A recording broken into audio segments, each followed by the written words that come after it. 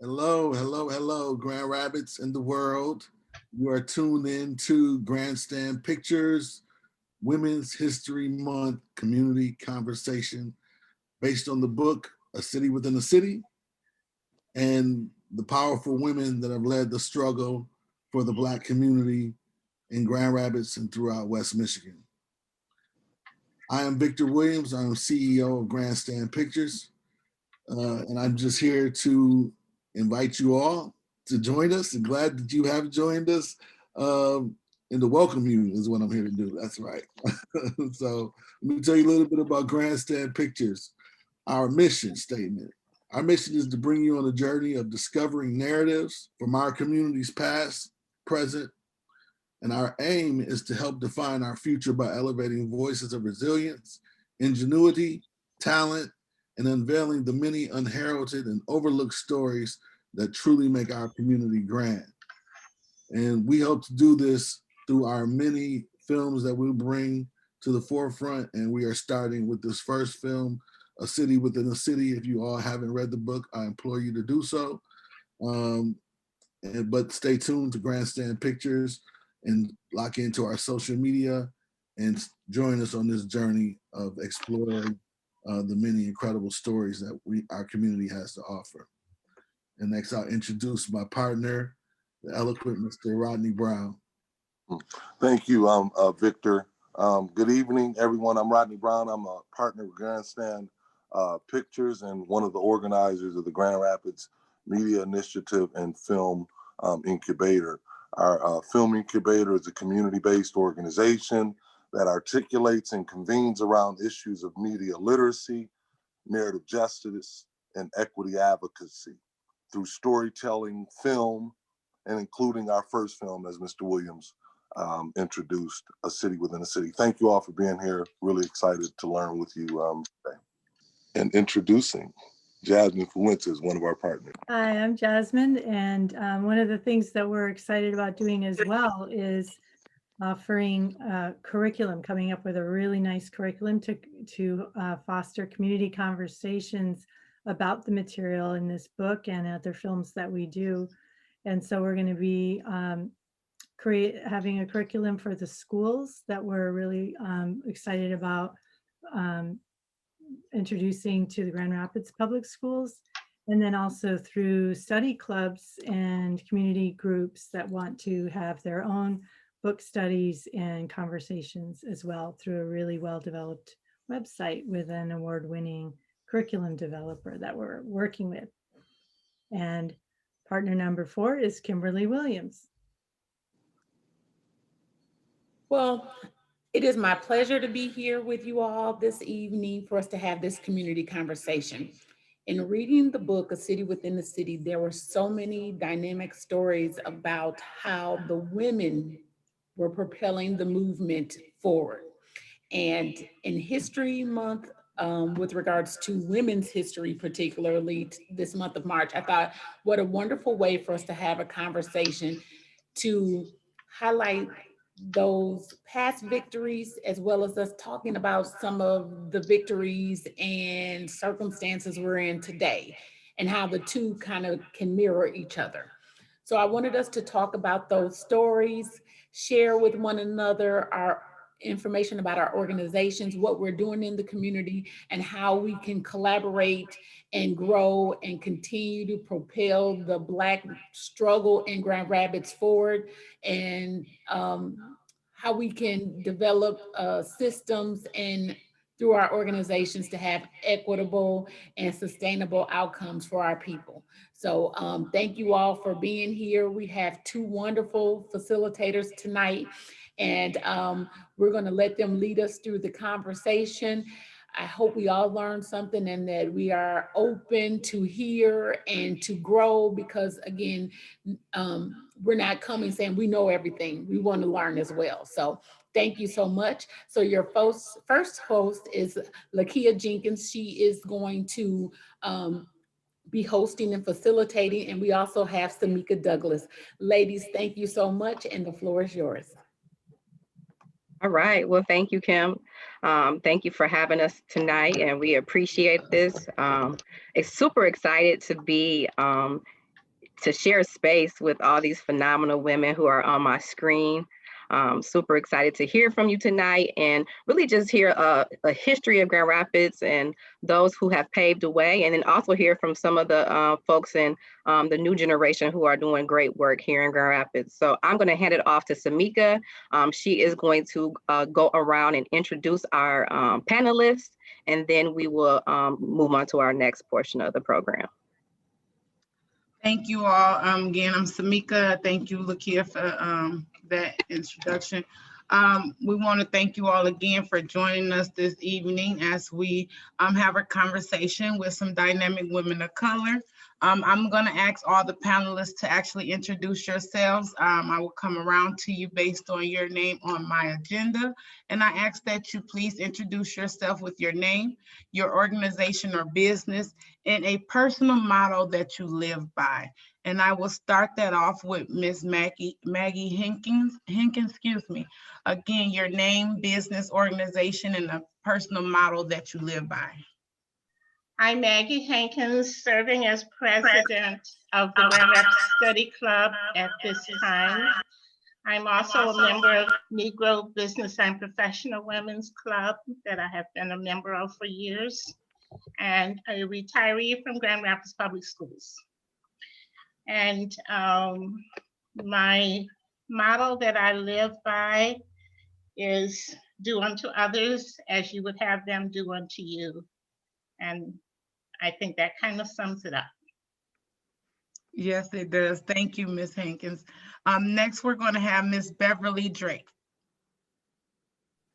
Hi, I'm Bev Drake.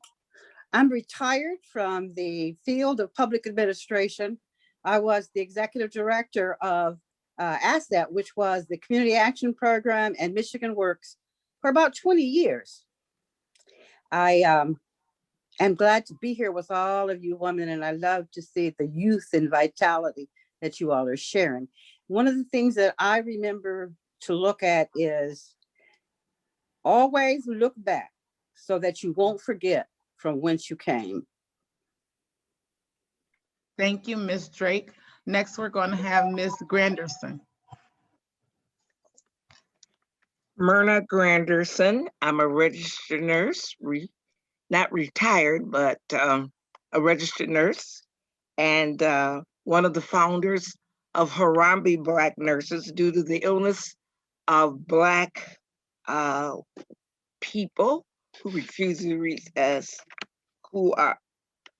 who don't know how to navigate the medical mile. I'm also a writer for the Grand Rapids Times and a noun and storyteller. Thank you. And mine is only what you do for Christ will last. Thank you, Ms. Granderson. Next, we're going to have Ms. Is it Sharice Mitchell? Yes. Thank you. Thank you, Samika. Hi, I'm Sharice Mitchell. I am the CEO of the YWCA West Central Michigan here in Grand Rapids. And my motto comes from my great-grandfather, James Ulysses Dyson, who said, give the world your best and the best will come back to you. Thank you, Ms. Mitchell. I like that. Next, we're going to have Ms. Mona Norris Ross. Hi, I'm Mona Norris Ross, and I believe I was asked to be on the panel because I lived in the neighborhood. I lived around the corner from Auburn Hills, and my parents lived there and still remain there around the corner from Auburn Hills. And I read the book, and I met the author twice. To say one statement that I kind of live by, I'm gonna try and narrow it down. Until the lion tells the story, the hunter will always be the hero. So I'll leave it at that. Thank you, Ms. Mona. Next, we're going to have Ms. Kimberly Williams. I'm Kimberly Williams. I am here representing Sigma Gamma Rho sorority. I am also a member of the Grand Rapids Public School Board, and part of the grandstand team as well. And a model that I live by and I have taught to my kids is your work will honor you. Hi, I'm Ari Wade. I am the founder and CEO of the Black Book Exchange Box. I'm also the Director of Education at Baxter Community Center. A motto that, one of the mottos I live by and that I say to my kids all the time, I have 2 teenage daughters and I tell them all the time, stay ready so you don't have to get ready. Thank you, Ms. Wade. Next, we're going to have Ms. Shayna Marie. Hey everyone, my name's Shayna. I'm an aspiring writer and podcaster. I'm representing an organization called Reaching Beyond Bias that I started, which is all about raising awareness and educating people about unconscious bias and other diversity issues. I'm writing all of y'all's mottos down because they are glorious. But I guess something that I try to live by is to be a lifelong learner. I'd never want to hit a point where I think I know everything about anything. So. Thank you. Next, we're going to have Ms. Ellen Griffin. My name is Ms. Ellen Guy Griffin. I am the chapter historian of Theta Chi Omega chapter of Alpha Kappa Alpha Sorority Incorporated. I am a transplant here from Lansing, Michigan via Milwaukee, Wisconsin. The motto that I live by is to serve, create, and achieve with enthusiasm, integrity, and love. Thank you so much, Ms. Griffith. At this time, I'm gonna turn the floor over to Lakia. Samika, we got to hear about you. We got to hear about your background and what your motto is. Oh, okay. So my name again is Samika Douglas. I am the community liaison of Link Up. A motto that I live by is do something today that your future self could be proud of. Awesome, thank you. And again, my name is Lakia Jenkins. I am born and raised in Grand Rapids, Michigan. I have lots of ties to Southeast Grand Rapids, but I also have ties to the Aubrey Hills neighborhood, in which my grandparents were a part of that sprawl into that area. The motto that I live by is do it afraid. So what we're going to do next is we are going to watch a brief video, and this video is about the Grand Rapids Women's History Council by Miss Sophia Brewer. So we can go ahead and launch that.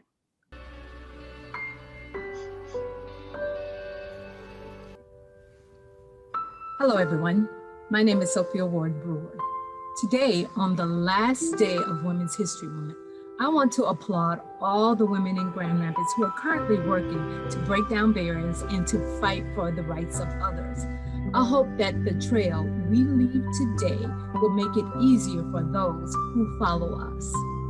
As Black women, we have unique experiences in terms of our race, our gender, our roles in society, our physical appearances, the way we talk, and even our hair. By no means are we a monolith, but we do have some struggles that are specifically unique to Black women. This is why I have dedicated work and time to trace the steps of Black women from our history, especially during the Progressive Era, which was roughly 1890s to 1920s. There was widespread social and political reform in America during that time, and Black women were finding their voice. For instance, here in Grand Rapids, Emma Ford, Mary Roberts Tate, and Minnie Goggins were founding members of the Married Ladies 19th Century Club, later called the 19th Century Club. Formed in 1894, the mere name of this club clashed with stereotypes and negative portrayals of Black women often reported in newspapers during that time. Formed less than 30 years after the Civil War and 26 years before women gained the right to vote, This group of women were prominent members of the Grand Rapids community who advocated for the uplift of the Black race with their motto, "Lifting as we climb." They also spoke against racial and civil injustices and were advocates for women's rights and education. This is Hattie Beverly. In 1899, she became the first African-American woman to teach in Grand Rapids Public Schools. Born in Milwaukee in 1874, she dreamed of being a teacher. So in 1897, she became the first African-American to enter the Grand Rapids Public Schools Teacher Cadet Training Program. She did extremely well in school, but when she finished the program, some school board members questioned whether or not an African-American should be teaching white students. After some protests and debates, she was allowed to teach, and she taught at Congress Elementary School. After 2 years of teaching, Beverly resigned, got married, and gave birth to one daughter before sadly dying of tuberculosis at the age of 30. The Grand Rapids Study Club. Early American women in Grand Rapids formed several literary and social clubs during the Progressive Era, including the Grand Rapids Study Club. Founded in 1904, the Grand Rapids Study Club was a spin-off of the previous club mentioned, but for younger women. The club is still active today, and it retains its original motto, rowing, not drifting. The Grand Rapids Study Club was formed to educate and unite women in their efforts towards personal, home, and community advancement. They were a moral compass for young women migrating to Grand Rapids during the 20th century. They were originally called the Grand Rapids Study Class. And these brilliant and ambitious women were not only women of high moral standards, they were also civically and politically involved. Many of the members ran for both public office and pursued careers outside of the home. Club members were also encouraged to be benevolent and patriotic. They had fundraisers to support religious organizations and support soldiers in both World War I and II. The Grand Rapids Study Club was one of 5 organizations here that hosted the Michigan Federation of Colored Women's Club Convention in 1907. There was much overlap in the clubs, while the African American population at that time was less than 1,000. The NAACP. While there were 3 women involved in forming the national NAACP, including Mary White Ovington, Ida B. Wells, and Mary Church Terrell, there were also 2 women among the founders of the Grand Rapids branch in 1999. I'm still working to find out their names. Here are some rapid highlights of a few other African-American women born in the Progressive Era. Hazel Grant. In 1932, Hazel Grant became the first African-American woman to be hired as the registrar at City Hall in the city clerk's office. She held that position for 31 years.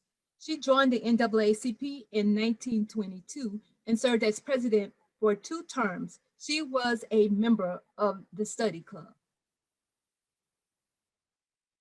Sarah Glover. Sarah Glover moved to Grand Rapids from Alabama and joined the NAACP in 1925. And she became the first woman president of the organization in 1933. Sarah was also the first Black to attend and graduate from the Grand Rapids Junior College nursing program. Helen Clater began working for the YWCA in 1928. Her work brought her to Grand Rapids in 1943, where she was elected president of the Grand Rapids YWCA in 1949. She was the first African-American woman to serve nationally in this capacity.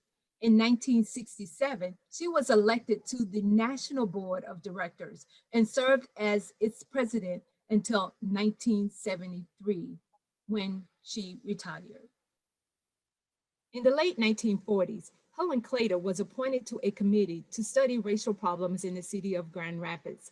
After months of hard work, the committee gave its report to a skeptical city commission.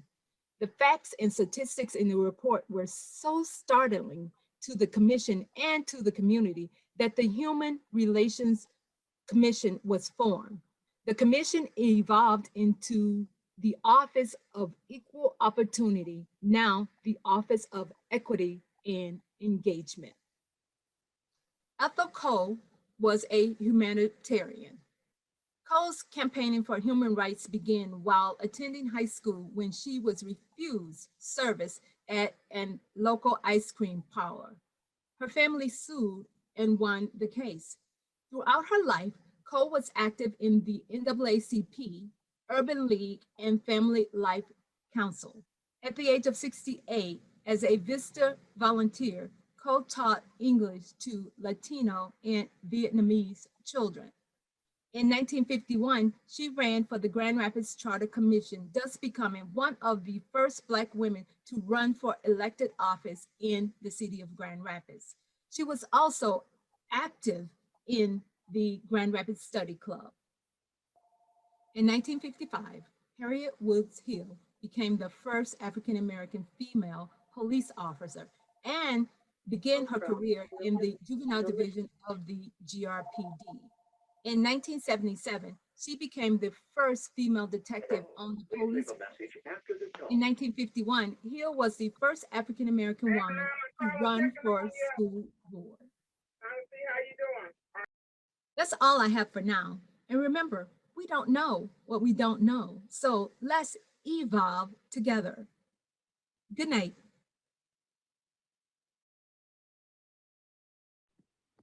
All right, so thank you for that video clip.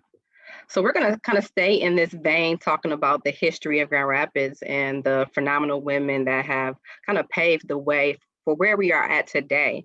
And so I would be remiss if I don't start with our seasoned women in this on this panel today. And I want to kind of hear from you all and some of the history and some of your experiences here in Grand Rapids. So my first question is going to be to Ms. Drake and Ms. Granderson.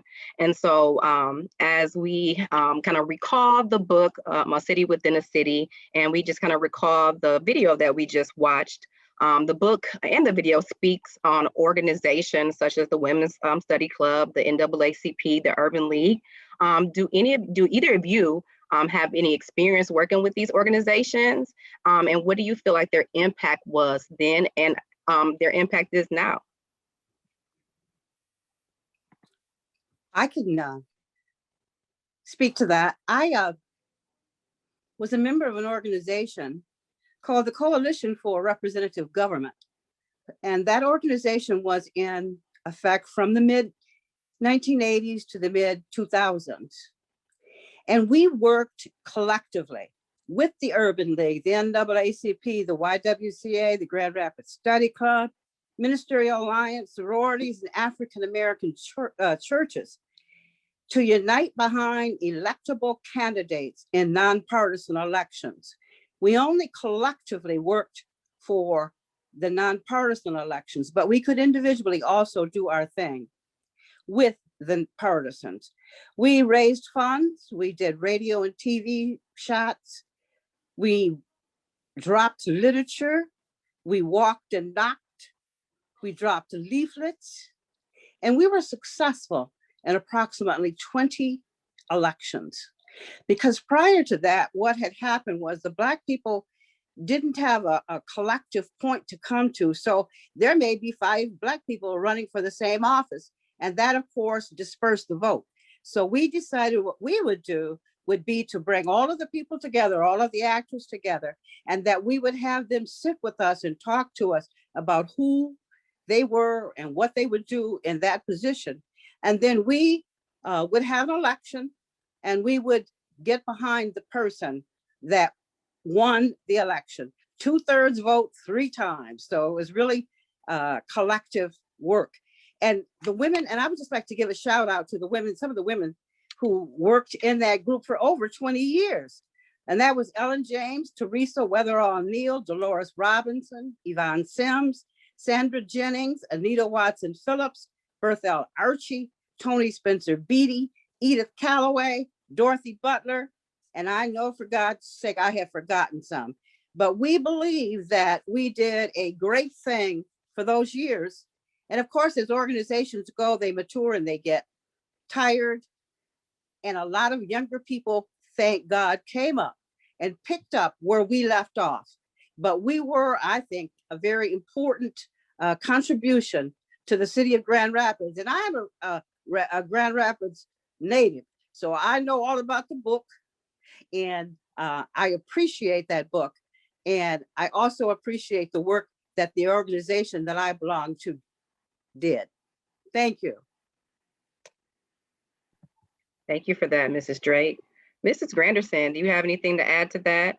What is your experience working with those organizations? Or when I was younger, the YWCA, I always wanted to go, but it was mostly the young white girls that was going to the YWCA.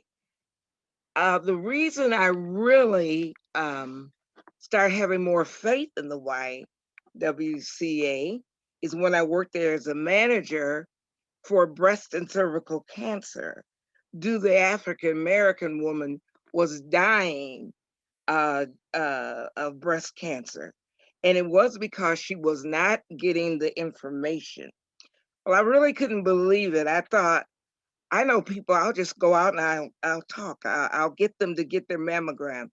I'll persuade them to check their breasts. But it was so hard. Some of the women from the South would tell me, look, baby, God will take care of my breasts. I said, no, he won't unless you help him. And with the YWCA's help, we were able to get 1,000 Black women mammogram. And I have a fond memory of that. However, I just want to say one thing. Even though, and I'm not bragging or anything, that I did most of the footwork, when it became time for the celebration and Betty Ford came into town, they gave the accolades to my boss, who did not go out and greet these women. But that doesn't matter. My goal was to make sure that women even now are getting their mammograms and getting their breasts checked and not dying from breast cancer.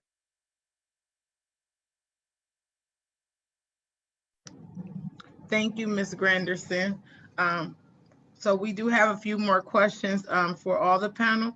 But again, we're going to go with Ms. Drake first on this question, then Ms. Granderson.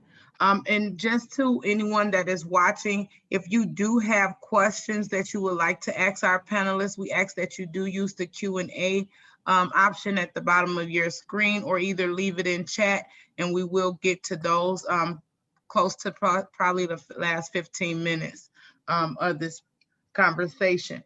But to Ms. Drake, I would like to ask you, in the early 1900s, as well as in today's political environment, you touched on this a little bit on the last question, the church always played a role. What do you think the role of the church is in the Black struggle then and now?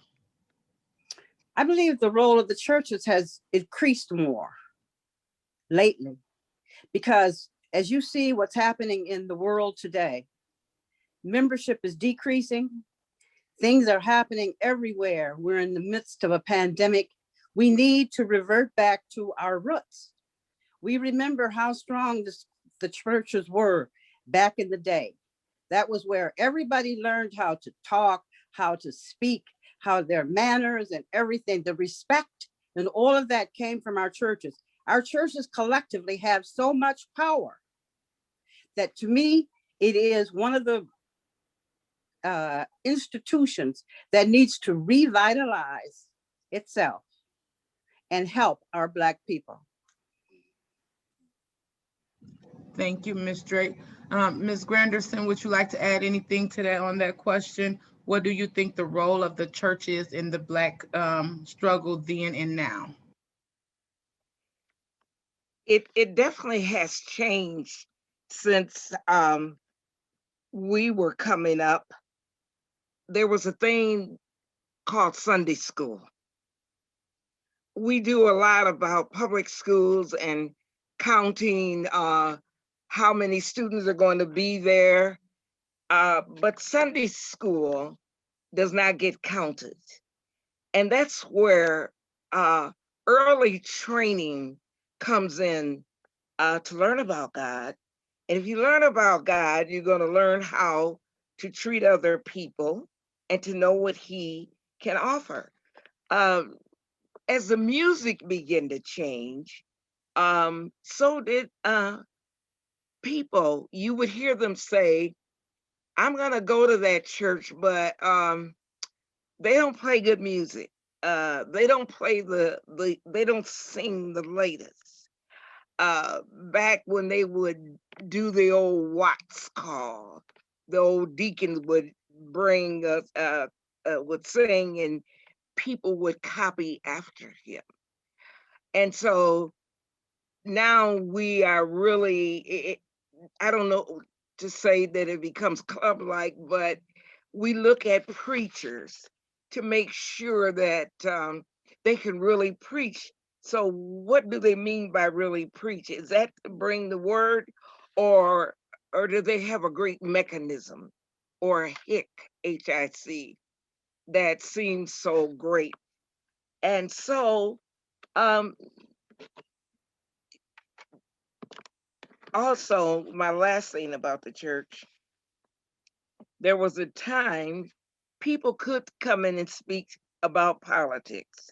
Now some ministers are careful of who they let in to talk about the next elected person. But with this new Georgia thing, we all have to go to church every day. Thank you. Thank you, Ms. Granderson. And I would like to open it up to any of our other panelists to that question. Again, in the early 1900s, as well as in today's political environment, the church has always played a role. What do you think the role of the church is in the Black struggle then and now? Anyone else would like to give us insight on what they're thinking? No? We're going to move right along. I would just like to add, I was raised in True Light Baptist Church, and with Reverend Patterson, who was, I don't know what number pastor he was, but there was a breakup between the churches, and Pastor Patterson was a pastor that I was under. And during the time that he was a pastor, True Light owned the property, the houses around that church. And as a child, I'm thinking probably like 8, maybe 6 or 8 years old, I was able to go to the bank. We had a bank in our church. So I could take my change from the week and I could go deposit it into an account. I didn't think very much of that at the time, but as an adult, when I went to Belcom Credit Union to open up an account, and I was probably 20 some odd years old, they had my information there. They also had about $350 that I had saved from when I was a child. So True Light Baptist Church was very instrumental, and Pastor Patterson was a trailblazer well before we really realized it. And in that congregation was Ella Sims, who was, we already know, she made steps. And I think with that combination, they really did a lot. So awesome. Thank you, Mona, for that. So to just stay in that vein of really like the Black struggle and the Black plight, or were you going to jump in? Yeah, I was Or trying to. or I'm Miss still Ella, trying to okay. figure out my technology You're here. fine, yep. Okay. And if you see me talking, just raise your hand. Okay. My experience with the church is that it formed an identity. There was a powerful Black identity in the church as far as the pure spirituality. And as we evolve to encounter the needs and the changing environment politically and socially, unfortunately, when it came to church, it came more into a business than it was of a place of, again, souls, again, of the soul, again, of the identity. It morphed to try to keep up with the cultural norm of, of the greater society, the greater European society. And unfortunately, because of it becoming a business, it lost the business of the soul. It lost this business of the spirituality. We need to get back to that, because it was the collectiveness of that let Black people know who they were, whose they were. It also let them know about their history, but it also let them know about their purpose. And right now we see a people who are floundering from pillar to post because they don't know their purpose and they don't know why things are happening. And the old folks, the old saints would say, the closer you get to God, watch what would happen. Awesome. Thank you, Ella. We appreciate that. So with talking about that and talking about, the purpose of the church, of the Black church, and how it really helped shape a lot of us, right? It really helped, be that peace for us in a storm that was going on outside, right? The women's book club was that as well, right? And so I want to jump to Mrs. Hankins and talk to her about the role of the club and kind of the history of the club and how it was there to really support and uplift Black women and be there, that relief to what was going on and the racial injustices and the racial inequities that was happening within the greater community. Thank you for the invite. I am a relatively new member of the study club, so my first study was to study the club. I was invited to a meeting by a friend, Helen Johnson, in 2006. It was after I retired. So I had to go back myself and read the history and study the study club so I would know what I was involved in. And in doing so, I discovered that the women of yesteryear, beginning in 1901, when it wasn't even popular for Black women to do all this speaking out, they started to unite, especially the study club women who were mostly maids. But they were maids who understood that they needed to be involved in the community. So they started to meet on Thursdays because that was their day off. And the topics they studied were the topics that involved all of the communities, the current events, the problems, the social ills. And in doing that, they would always connect with the churches. A lot of their programs were, they co-sponsored them with the churches. So the churches were also involved in the problems that they thought were important. For instance, they put on a discussion of problems they had after the war. They talked of prison reforms, the Negro woman's contribution to history of education and education of the handicapped. And you can see that many of those topics are still topics that we have to talk about today. You would think from 1901, 1904, 1907, some of those problems might be solved by now, but they're not. So they were involved in the political issues, the social issues, the issues of working with young women. So I guess what I learned is that these women were strong women, involved women, and I just kind of wanted to be a part of it. So they met on Thursdays. And when I started, I learned that they continued all of their traditions that were started back in, well, they started to meet in 1901, but formally organized in 1904. All of those traditions continued. Their meeting date continued, their time continued. They opened every meeting with a motto.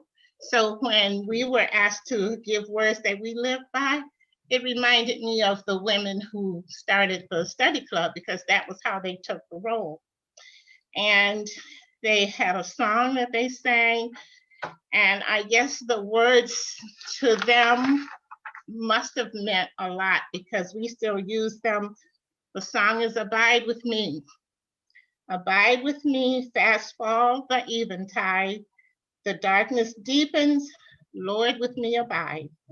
When other helpers fail and comforts flee, help of the helpless, oh, abide with me. And those were some of the words they lived by. And don't ask me to sing it because I do not sing. So that's just kind of a little bit of the history of what the study club did. They brought in very famous people like Langston Hughes. He came twice, I think once to Fountain Street Church and once to, I think St. Philip's was the church that they had him there. So I guess I could kind of ramble on, but if you have questions, that probably would be better. But it's a very viable organization, and I'm happy to be a member of it. Awesome, thank you. Yeah, we'll definitely, we want to hear from you before the end of this session so we can hear about opportunities to join the club as well. My next question to you though is, you know, the club was considered a safe space for Black women. So how do you feel, how important is that still, right? Do you feel like that is a great need still, a safe space, particularly from racism? Do you feel like the club is still a safe space, or there's spaces like that that are still needed for Black women? Our club, I think, is a safe space, and it is open to anyone who would like to join. And we are a diverse group. We're not all African American anymore. We have a few other people who have decided to join us, and we welcome them. They are truly an asset.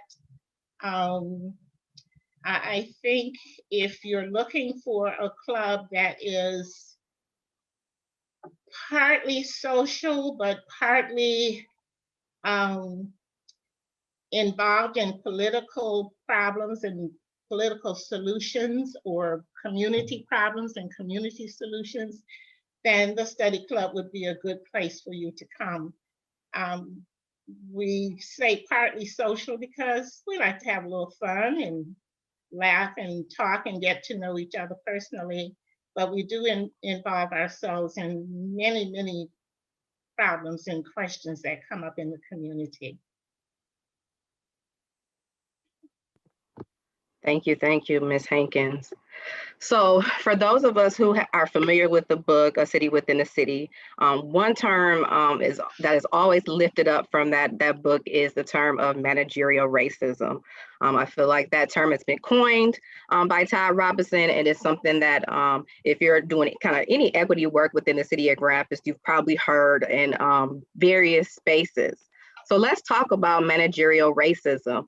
And specifically, I want to kind of pose this question to Sharice Mitchell, a CEO of the YWCA, a Black woman in leadership, Ari Wade, another Black woman in leadership, currently working within the nonprofit sector.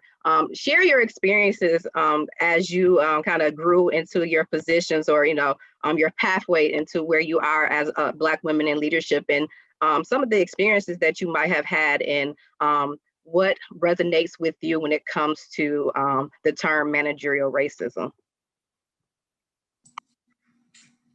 Wow. I'm just sitting here kind of awestruck because I'm listening and soaking it all in. And I forgot I'm actually supposed to say something rather than just listen and learn. I think I didn't really hear, so I didn't grow up in Grand Rapids. I actually grew up in Battle Creek. So I'm another transplant to Grand Rapids. So it wasn't until I read the book that I really encountered language and a framework around managerial racism. So that was eye-opening for me. And I think the experiences, particularly of Ms. Drake and Ms. Granderson, that they had with the YW are hugely illustrative of what managerial racism looks like and how people experience it. I can stand as a CEO of the YW with a beautiful history. We were founded in 1900 in Grand Rapids, moved to our building in 1922, and sitting there with our mission that says eliminating racism and empowering women. Our organization was not fully integrated until 1943. It was not always an organization by, for, and about all women. There were massive parts of the population that were excluded from that experience. So I can imagine, Ms. Granderson, what it was like to say that that's supposed to be a place for me, but when I go there, it's actually not. I'm not welcome. So we have a lot to learn and to grow in. So I take my role quite seriously, and I recognize that as proud as I am of the organization, I have to recognize where we came from and what it took. When Mrs. Claytor became the president of this YWCA, she was not fully welcomed and embraced. It was not always a positive experience for her. There were members of our board who threatened to leave if she became president. And to have the presence to say, so I'm good enough to serve on the board, but I'm not good enough to lead. Yes. That's not okay. So I think part of my view of managerial racism is understanding that even organizations that today are fighting to dismantle systemic and structural racism have its own history and are complicit in perpetuating it if we're not careful and if we're not intentional. So that's the view and perspective that I bring to it, and the lesson that I carry with me before I get too proud of what we're doing. I have to honor what it took for us to be doing what we're doing. Yes. That's good. Thank you, Sharice. So I am also, Sharice, really honored to sit and be chosen to be on this panel with such wisdom and knowledge, and I'm just taking it all in as well. And I was like, I just want to be quiet and listen. So Kia, thank you for asking. I work at Baxter Community Center, and one of the great stories of Baxter Community Center is that it was, established during the Grand Rapids riots a little over 50 years ago. And since then, Baxter Community Center has worked to create needs in our community that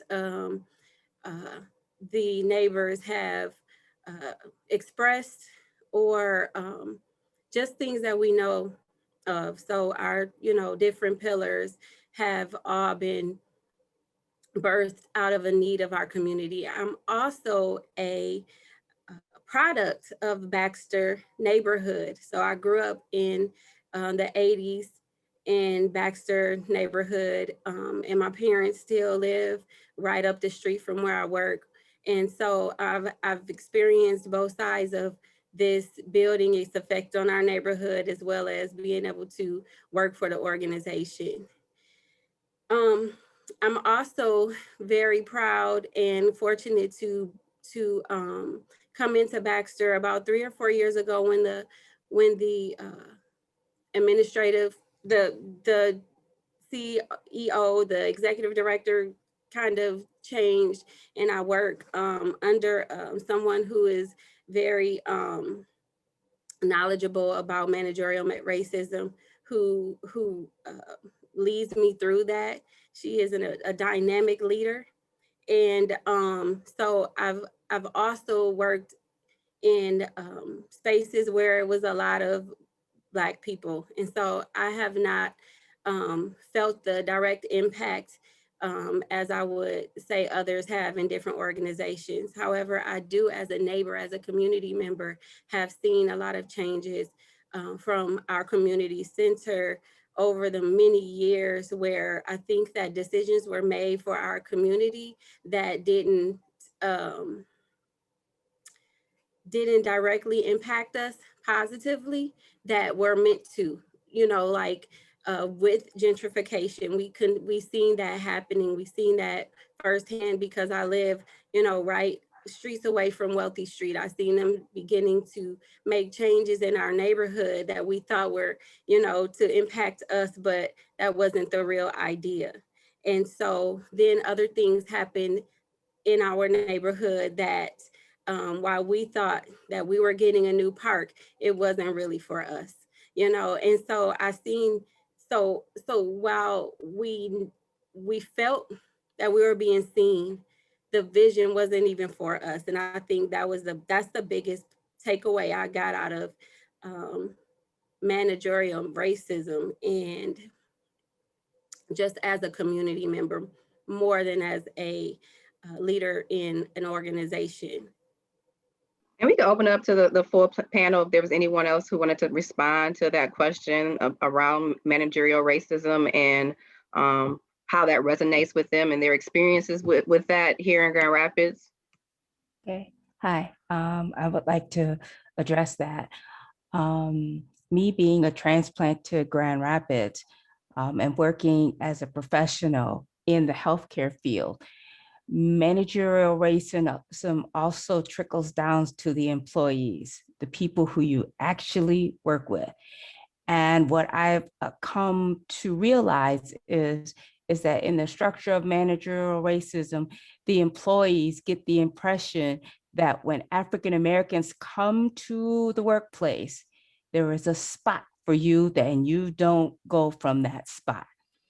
For example, in healthcare, dietary, CSR, the cleaning people, environmental services, being a phlebotomist. When I came into that space, I was a licensed technician, pharmacy, and I was a certified medical technologist. When I walked into the lab, all the phlebotomists and frontline people were Black. The further I went into the lab, the more white it got. And they literally ostracized me to the point to where I had visions to where I was a city within a city. It was me, and there was this veil between me and everybody else because I was the only Black person there. I replaced a Black person in both the lab and the pharmacy. And it was like that you felt it way down on my level. And it was like, okay, I wasn't the nicest person. I went off. And I finally like, okay, this was enough. And that was in the 90s.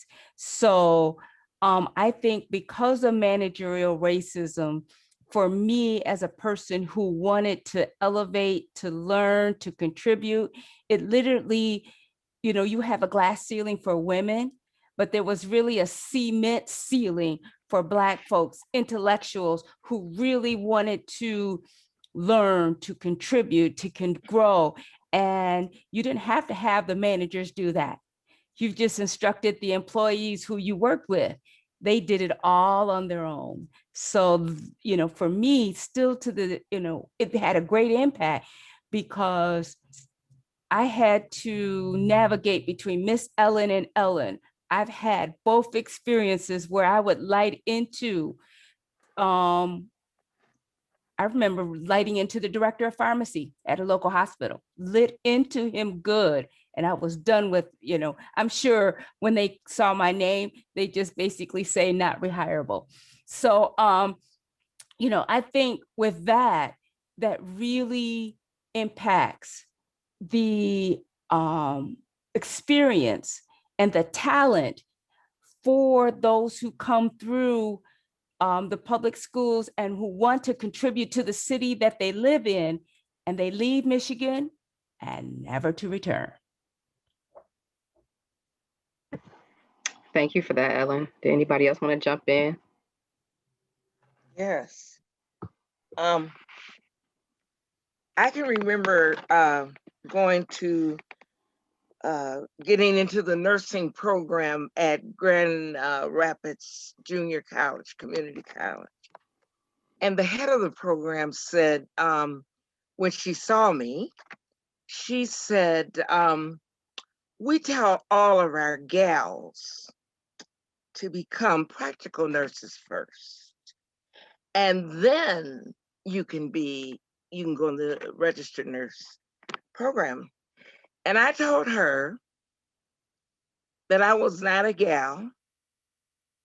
And I spelled my whole name out to her. I wasn't rude, but I said I intended to be an RN. And I think it's wonderful for the practical nurse, but we do not have enough RNs, Black nurses, to help people. And if you read anything about the nursing history, you won't see a whole lot of Black nurses, because sometimes it's made very difficult, first of all, to get into the program. And a woman and a nurse has to fight real hard and study real hard and not be afraid if they're going to achieve those goals. As you can see now, nursing has become better thanks to Berthel Archie, who just pushes healthcare. And then I'm a part of one of the founders of Harambe Black Nurses, where we do acting to show people what a heart attack looks like. Information is just wonderful in healthcare, but you gotta have nurses and leaders who are willing to nurture new students if they're going to go far.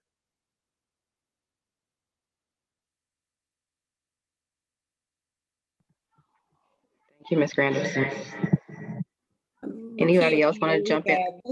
this is a hot topic, and so I know we have a few people. Yeah. This is probably one everybody want to touch on a little bit. So I know, Shayna, I'm gonna toss it to you, and then I'll jump in there, and then if we have anybody else that want to speak on it, let's do it, because I know this impacts us in our community. Yes. Thanks, Kim, for throwing me the mic.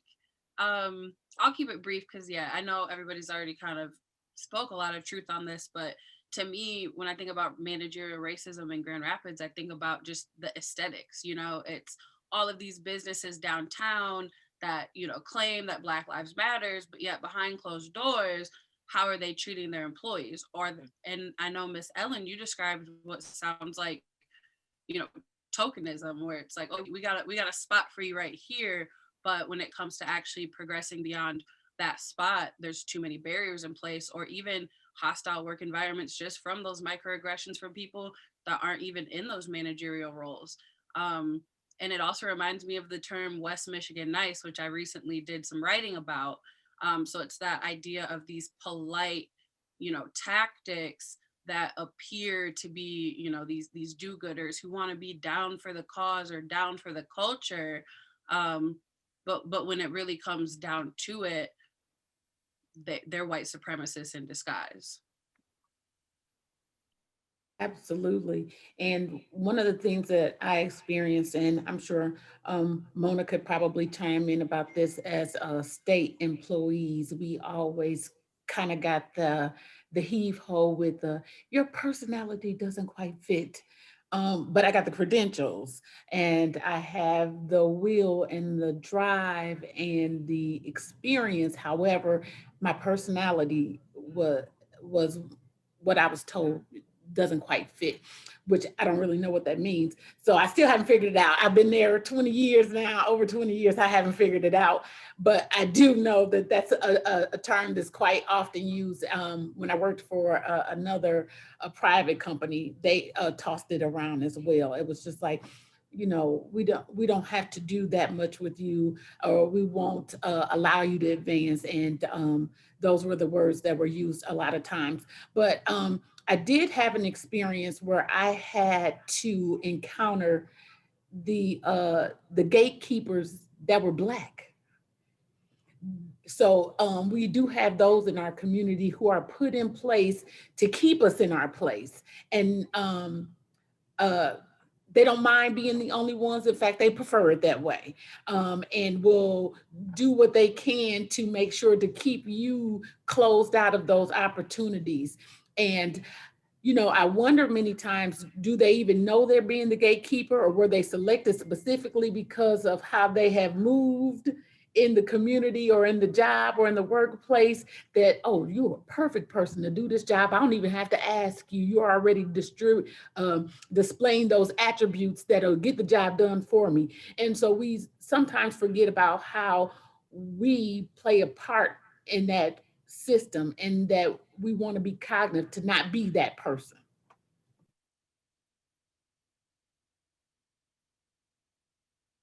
That's good, Kim.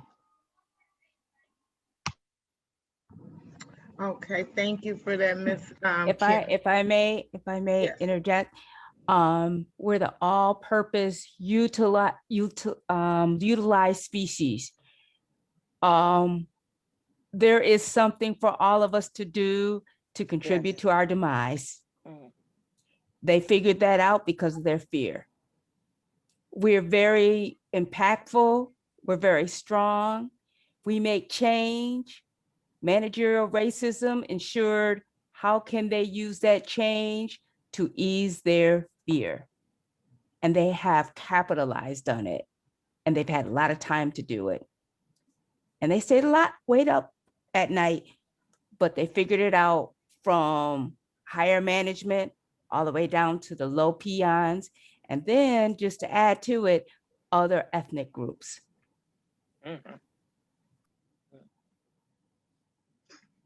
Thank you, Miss Ellen. I also want to thank you all that is utilizing the chat. Our attendees as well can utilize the chat as well and see your comments in the chat that you are placing in the chat. Remember again, Q&A will be coming up shortly. So any attendees that have any questions for our panelists, please utilize the chat or Q&A and we'll get to those questions. Our next question, so the book talks about the youth uprising in Grand Rapids. It seems as though throughout history, young people have led the movement or have been on the front lines, from the abolishment to the bus boycotts to Black Lives Matter.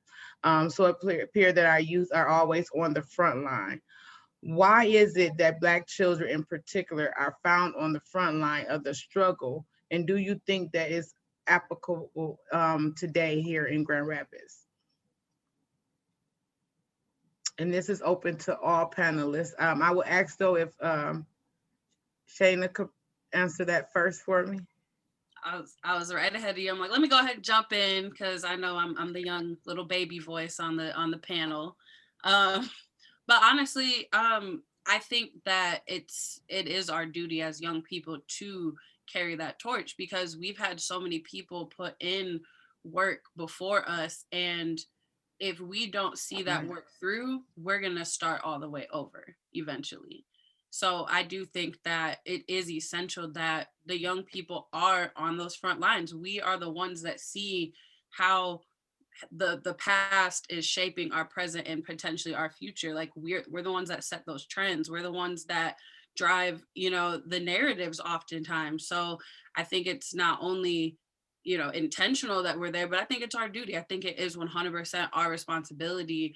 And especially I'd say the young adults, like, you know, people from my generation, because I think we have the largest influence on those, you know, younger generations, those teenagers and adolescents. And I think it's on us to really show them how to be productive members of our society and how to fight, because, you know, the fight for freedom for Black people has been persisting for hundreds of years, and it's not over. So my thing is, we don't get to say, you know, we're tired of fighting, because we're young. We haven't been fighting long enough. So I think it's on us for sure.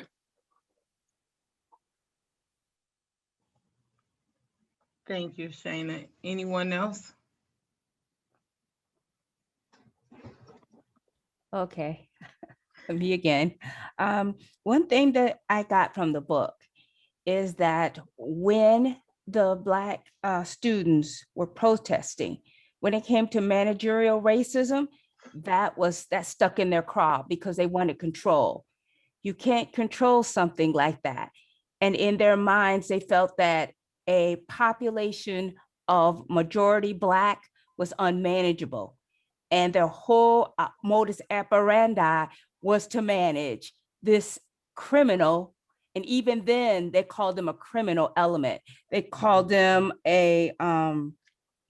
well, basically that's what it was. They called them like a criminal element, this unlawless element, because they didn't conform to the status quo. They didn't conform to they weren't conforming to their ideas of community. And so that was their whole thing, is that they wanted to control that. And everything after that was about controlling so that would not happen again. And it even trickled down to the citizens when it came to the busing issue. But anyway, for young people, like Shayna said, you have to keep fighting. You have to keep fighting to change the narrative, to change the space, to change the thinking. If you don't, then the majority who is putting the pressure on for the thinking will control you. And it says something here that when you control the thinking, you control the person. So if you don't want to be controlled, you're going to have to always stir the pot, otherwise the stew will stick and burn. So you have to keep moving. Now, how you do that, we have to be very creative in how to do that, because we always have to keep it moving, because that managerial racism is always trying to find a way to control that which they are afraid of. So unfortunately, the fight will never be over. It's that you have to be very strategic in how you do it. And in the end, really comes down to who you are, whose you are, and what's your purpose. Because there are some people who live by the fear, and we've been taught by the book of 66 that the creator hasn't created the spirit of fear, but love, power, and a sound mind. There are those people who don't believe that. And for us who do, we're going to have to keep showing that time and time and time again. I'm going to jump in there because I do recognize that it is sadly a burden that our children do not have a choice but to address, because the attacks are starting on them at their youth. And so if they are not involved and they are not figuring out a way to address the attacks that are coming at them, they will fall victim, they will fall prey.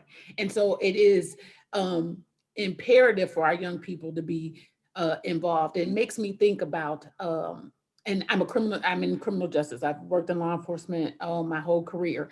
And to hear young people talk about defund the police, and to hear the pushback from our older Black community not recognizing what they're saying and not recognizing the impact of what such a thing could be for our community is amazing to me. And so we have to learn to also pass that baton and understand that the game is the same, right? But we are not designing that game. And so we have to trust the young people as they're coming up. They are seeing some things that we haven't seen.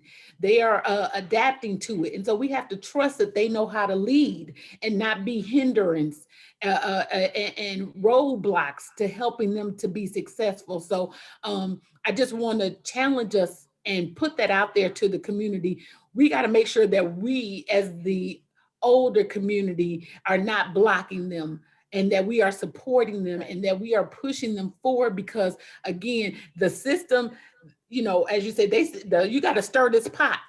And so law enforcement, what it is and what we thought it was supposed to be, has never been that. So why are we supporting the system that is not designed to protect and serve us?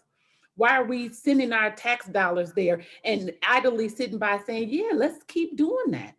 The young people say, let's do something different. Why are we not supporting them? Because we are the ones that are oftentimes brutalized by that same system that we're putting our dollars into. So we have a right to demand something different. And so I want to challenge the thinking out there when young people are talking about challenging the system and defunding the police.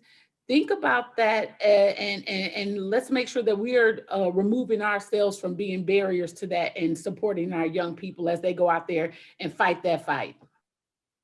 Thank you, Miss Kimberly. Before you, Miss Ari, we're going to go with Miss Sharice. She's been having her hand up for a while. Then we're going to come back to Miss Wade.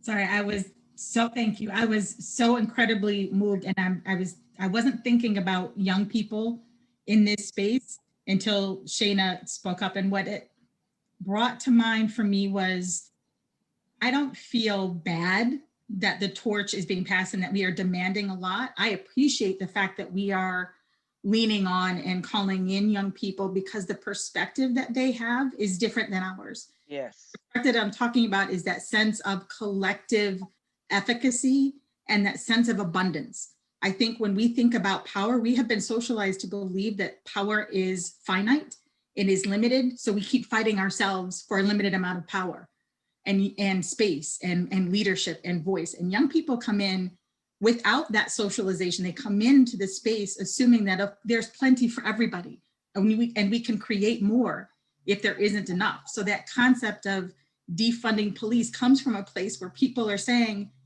there are many places we can invest our dollars, and it doesn't have to be an either or proposition. So they completely discount and discredit this sense that if you defund police, no one is safe. They don't buy that. They said that that's not the world we're creating for ourselves. So I appreciate that sense of abundance and collective efficacy that just seems to be innate in younger people, that hasn't been beaten out of them by society and microaggressions and years and generations of oppression. They are coming in saying, this is my world. I disagree with and don't buy into the assumption that power is finite and there's not enough for everyone. So I am going to press against the gatekeepers, no matter who they are. So I thank you for that perspective of abundance that you bring in, that reminds us how it isn't how it has to be.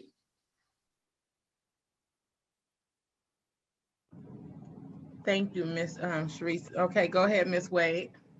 So I think that while we're encouraging, empowering our young leaders to think on their own, we want to encourage them to be lifelong learners, right? But we also, I don't even want to say we, because I'm still a young leader, but our elders have to show us that what being a lifelong learner looks like. It looks like listening to us, learning from us as we learn from them. And also, like Kimberly said, passing on the torch. There's a lot of people in leadership that are not grooming young leaders to even take their place. So what they're doing is just leaving us out here to figure it out and wait for them to die, because some of them die in their positions, you know, and then we're looking around for the new leader when the new leader should have already been ready to step up. And we also need to understand that it doesn't have to be the new leader, but the new leaders, and that there should be plenty of us ready. And I think that's one of the things that I don't see in my city, is that our elders, that our officials, our pastors aren't grooming young leaders, and they're not taking us under their wing, but they're expecting us to just listen to them. But we want them to be the change. We want them to show us that they trust us, that they are listening to us, and that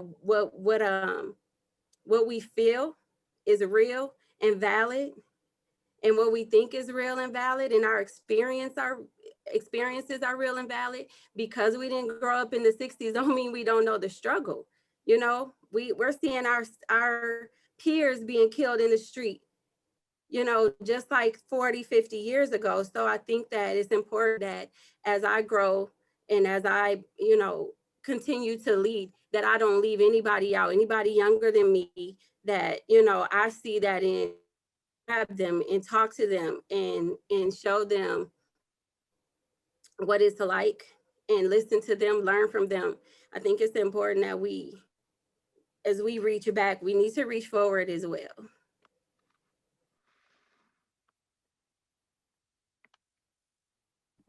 Wow, so this is so good. And as I imagine, time was going to fly when we're having these productive, these, you know, fulfilling, these, you know, gratifying conversations. And there's so much more that we could touch on. I mean, as we dive deeper into the book, we can touch on, you know, community revitalization and what ownership looks like for us. And I think we're just going to have to create a space to continue this conversation, but we definitely want to be respectful of your time as participants and panelists as well. And so we are going to watch a brief video from Grandstand Pictures and just hear a little bit more about the work that they have planned for the community and how you can get engaged in it. And then after that, we'll circle back around to the questions that we have in the chat and in the Q&A feature, and we'll go through those with our panelists. Grand Rapids, Michigan is a mid-sized community that has long promoted itself as an all-American city. But pulling back the curtain reveals a much more complicated story. I'm Dr. Todd Robinson, author of A City Within a City, The Black Freedom Struggle in Grand Rapids, Michigan. The stories I and other historians, such as Dr. Randall Jelks, researched are less visible. They reveal a city within a city. It's about the legacy of Black resilience, dignity, individual and collective defiance, as well as ingenuity. In the face of managerial racism, benevolent paternalism, the progressive mystique, and the malleability of institutional racism in a city that is dominated by churches and businesses. It is time to uncover more of these hidden narratives and to bring these stories center stage. We had an institution established by 4 brothers who had actually been in the military. I was walking down the street one day, came back from California, and they knew my older brother, called me into this house in the middle of the neighborhood on Jefferson near Delaware. I walked in and I almost passed out because books were everywhere, shelves of books. I go in and peruse and I see books written by Africans, and I didn't know Africans could write books because nobody had told me. The Free Store probably turned most of us on to our awareness of being African people and not Negroes, and that we had connections to the continent, and that we had a history beyond enslavement. I've always known the number of significant individuals and the culture that comes from South High School. One of my personal favorites is Dr. Emmett Bolton. He's a graduate of Howard University. He's a dentist. He sued the Grand Rapids Operating Company and the Keith Theater for segregated seating, which in fact was a precursor many years before the Brown versus Board of Education decision right here in Grand Rapids. Again, people like Palmer James and Al Green. Palmer was someone who's my uncle, but helped Al Green get started in the business. Obviously, President Ford, who walked down Hall Street to make it into South High School, which is a street that I traveled. And we are excited to explore this in those relationships of those significant individuals, significant stories that come from South High School. One of my favorite stories in the history of the Black struggle of Grand Rapids is the story of the mustache protest. It's a story of when over 400 students rose up in protest against a school system that was trying to oppress young people's swag.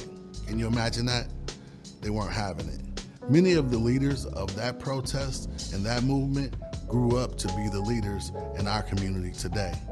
In the early 1900s, born of discrimination, The Grand Rapids Study Club was a group of women who came together to support each other. Their weekly meetings of self-help and study soon evolved into a comprehensive plan devoted to improving the lives of the Black community. Their motto, "Roaring Not Drifting," focused on education and economic development as a means of racial progress, and their work still lives on today. And then there's the 4 businessmen who wanted to buy property outside the red lines in order to build a mixed community called Auburn Hills. It took years for that sale to finally go through, with help from Fountain Street Church and finally the Chamber of Commerce. Grand Rapids, more people need to know about your collective stories. I am thrilled to announce my partnership with Grandstand Pictures to make a film about this remarkable yet complex city.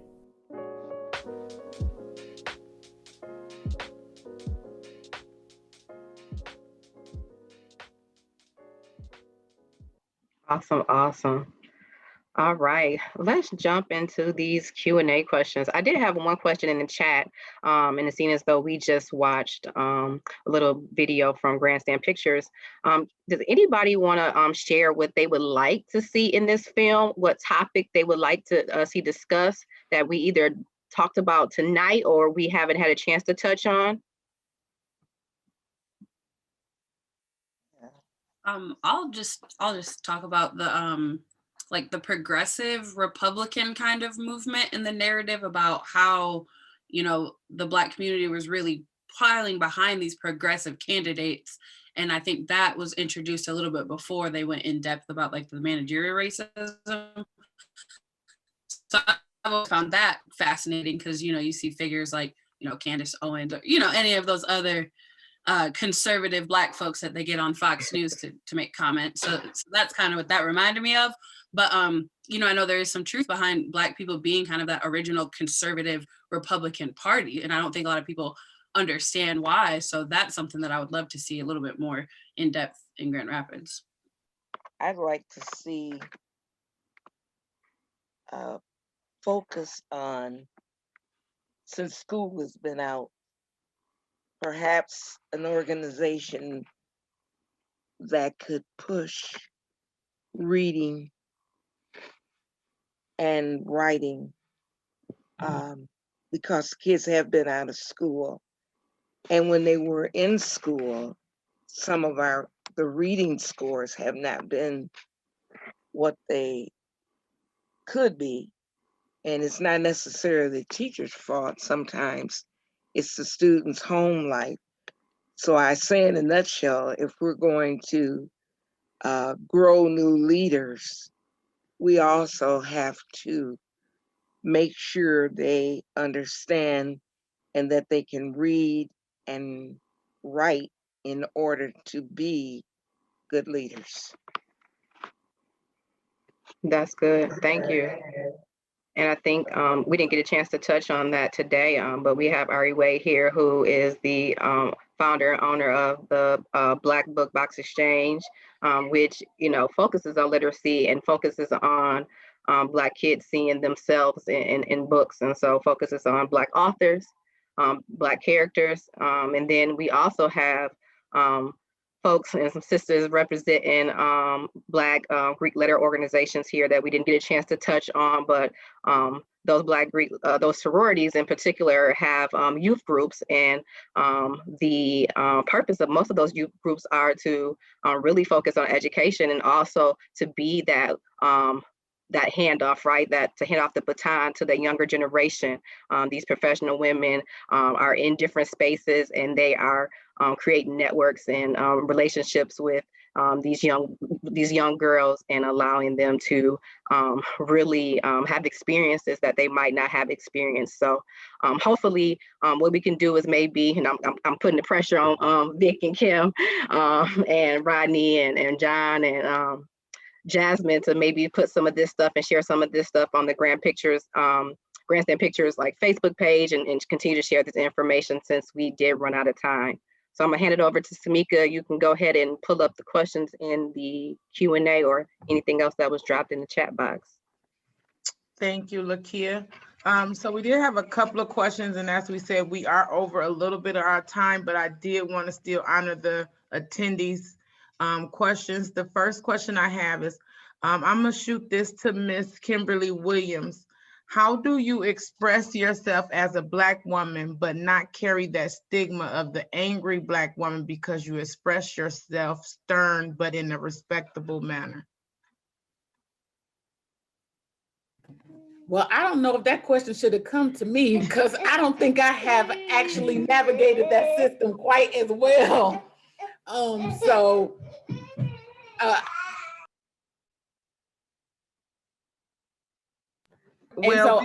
apologize if that I don't have the answer for that. What I do try to do is be my authentic self, and I try not to be nasty, but I do be Kim, and I try to give the truth in that. And so, but I've been told I don't navigate that well, so I'm sorry. Thank you, Miss Kim. Miss Wade, you would like to answer that?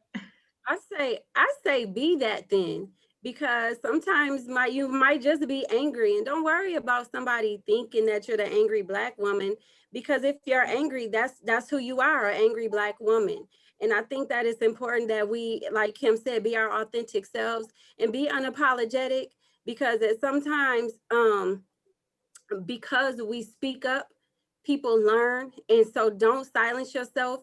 Don't try to calm or tone yourself down. Just feel how you feel and be that, because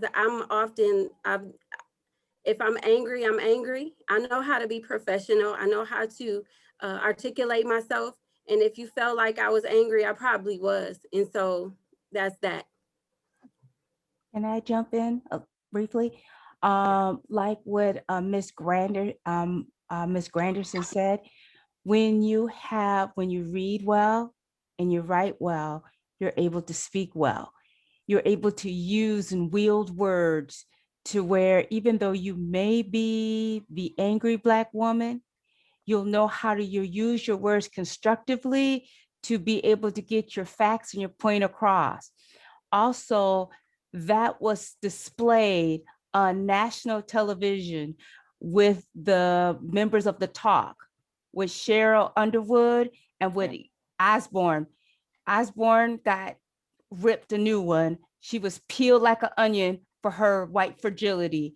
And yet you had Cheryl Underwood and the other one who was, because they know who they were, they had the command of the language, they understood what was going on. They just made Sharon undo herself completely. So I find that 5 seconds, when you get that anger out, all of a sudden your tone changes, you command the conversation, you use your words correctly. And when you do, you're not the angry person, but by getting your point across, you actually show who really is the angry person. And it's usually the person who's the receiver, who was sending all that negativity your way, and you blocked it just like that. And it came back on them. And it actually shows the person who is really angry and who's really afraid. And so that's really what you want. You want to get the facts across, and you really want to uncover what this book has showed. Overt racism, covert racism, they've been operating in a shroud of this covering, this cloud. You want to just strip that away. That's the only way that you're going to get them to have accountability, is to show them that mirror. And there you are. There you have it. Thank you, Ms. Ellen, and thank you, panelists. We have one more question, and then we're going to wrap this up. Why should white teachers be teaching Black students? That was never questioned in history. Say that again. Mona, we saw your response. The real world.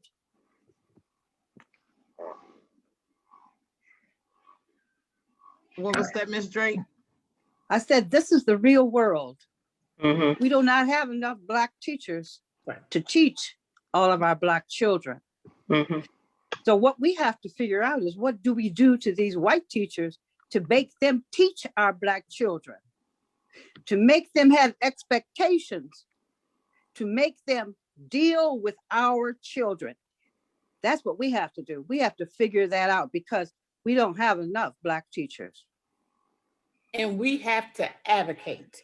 We cannot Yes. just let our children be labeled. We cannot be absent in this fight. We have to be advocates. And it's not just for your child, it's for the community. It takes a village. And so we need to act as though it does. We do also need to, and I say this, so I know some people gonna be mad, but I have to say this. We have to make sure our children know the value of education, so that when they show up at that classroom, they are coming to get what they need to leave to go and be successful.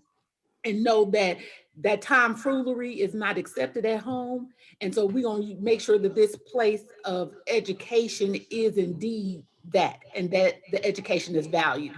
So I am going to make sure that we know that. And then we have to make sure that we are letting our young people know, we need you in this classrooms. We need you in the classrooms.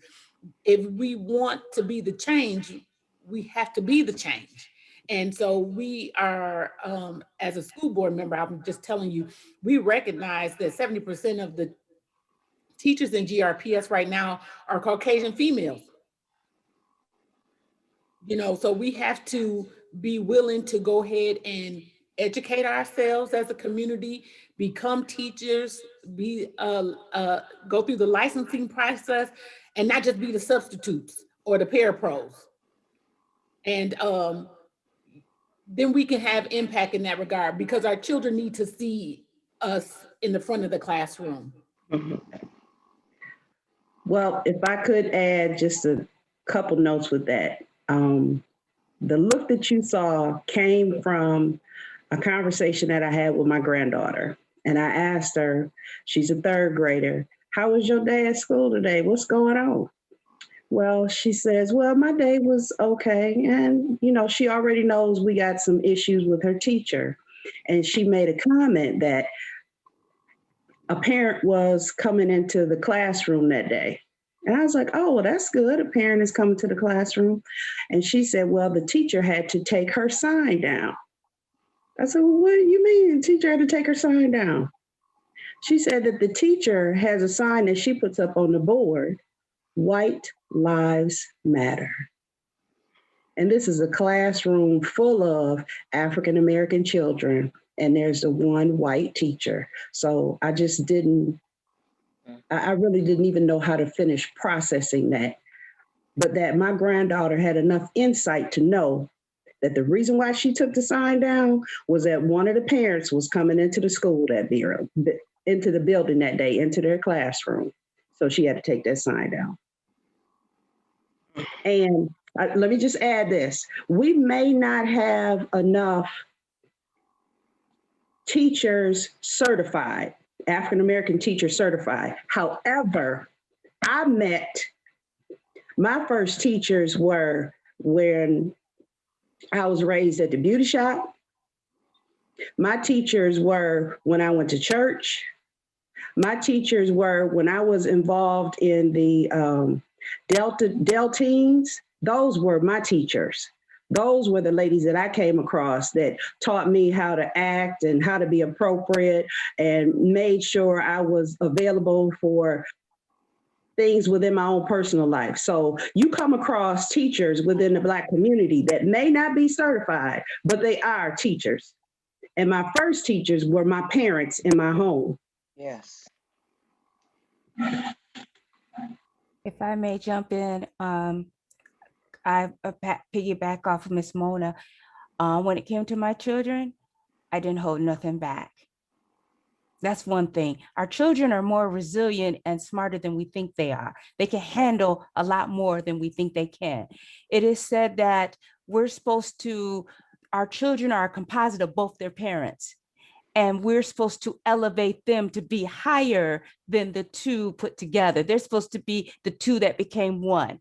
We're supposed to elevate our children. So in elevating them, we have to be honest with them. When the teaching starts at home and spreads abroad, what they watch. I used to stop the movie all the time and give a commentary to my children in regards to what they were watching. We read Shakespeare. I gave a commentary to the life in which they were doing. When it came to them not treating their fellow peers right, I set that right. And I also was the constant presence in their school. I've worked in many different avenues as far as like tutoring. In fact, the teachers allowed me to just kind of take over the class for 15, 20 minutes to do what it is that I wanted to do. It was interesting how the children couldn't calm themselves down, but oh well. So like Miss Mona was saying, we have to be their teachers. We have to advocate for their children. It doesn't matter who stands in front of them, because when they come home and you ask that question, what did you learn today? They should be able to have that dialogue with you of what they learned today and let them know, okay, but this is who you are. And so basically it comes down to this. They have something in which you need. You chew the meat, spit out the bones. And that's how you do education. There's something there that you can take from them. That doesn't mean you have to believe everything they say.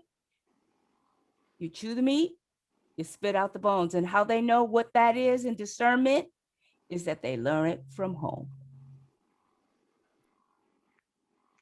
Thank you. Thank you. Well, unfortunately, our time is up this evening. I just want to say, you women are phenomenal, phenomenal, phenomenal. If you haven't heard it, just know it, believe it, receive it today. I mean, I know there is so much more down in your belly that you want to share tonight, and we could go all night, and we're going to be pushing our Grandstand Pictures family to coordinate a part 2 to this conversation. But we just appreciate this opportunity as we close out this month of March, this month of Women's History, to highlight some of our history within the Grand Rapids area, to hear from those who have paved the way and who have been a part of the Black struggle and push for change within the Black community here in Grand Rapids, and those who have taken that baton and are running with it and are, just really engulfed in the work. So we just appreciate it. Shout out to Vic and Kim Williams and Jasmine and Rodney Brown for just all the phenomenal work that they're doing in the community. We just look forward to everything that is going to come from you all with this new endeavor. So I'm going to hand it back to you. Thank you to my co-pilot, Samika Douglas. She's my heart and she knows that. So I'm going to hand it back over to you all, and we got to do a part 2. Thank you, Lakia, my sister. I love you. Thank you, Samika. Really appreciate you guys stepping through the clutch and working with us and helping us bring this incredible, fabulous event together. Thank you to all of our wonderful panelists, Ms. Drake, Ms. Granderson, Ms. Mitchell, Ms. Hankins, Ari, Mona, Ms. Ellen, Shayna, Kim, and my partners, Jazz, Rodney, and John. Thank you for everybody for coming together and working with us to pull this event together. It was awesome. It was riveting. And yeah, we could have gone on for 2-3 more hours. So this energy was incredible. I just want to thank you all. Please follow us at Grandstand Pictures across all social networks. Tune in to the movement that we got going on here in the city. Lock in. We're working on the film A City Within the City, and we were just processing and getting all this wisdom from the community. We want to make sure that the community is a part of what we're doing and has a true voice in this film that we're creating.